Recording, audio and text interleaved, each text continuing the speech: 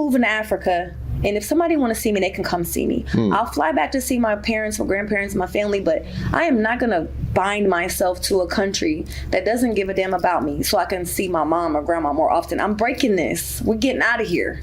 And I think that because of stories like yours, stories like mine, and stories others who are getting, I call it the American plantation. That's what I call it. I was talking to someone, and they said, Jay, you have to remember, during slavery time, if people left the plantation, there was real danger outside of the plantation. So subconsciously, that fear and that mentality has been passed down it's in our to DNA. many of us. Yeah, to say it's in us. You know, that trauma that's in your DNA that gets passed down, that's real. That's not like a myth. We're only a couple hundred years away from enslavement, and in our lifetime, getting killed, hung, lynched, and can't eat at a counter with people.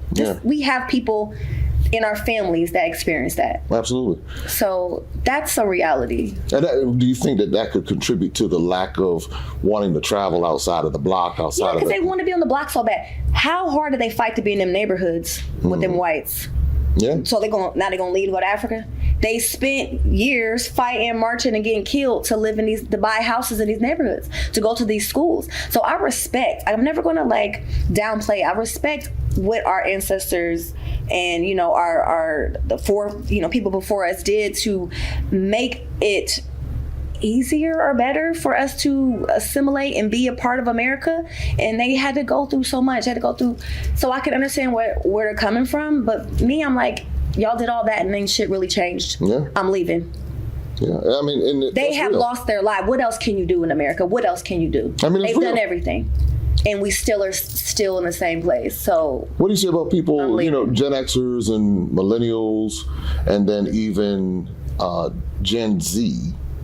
Because within our generation, and then going into the generation after us, and then the generation after them, there seems to be this disinterest for many. Now, some are coming interest in what? In the continent of Africa. Really, you think? Well, yeah, for a lot of people, especially when, I'll say this, it's not a forefront interest. It's when you kind of put it in front of them, they're like, you know what, inside I really had an interest, but I didn't know how to get there. Yeah. Now, what I'm finding is the people who really have the interest are those baby boomers.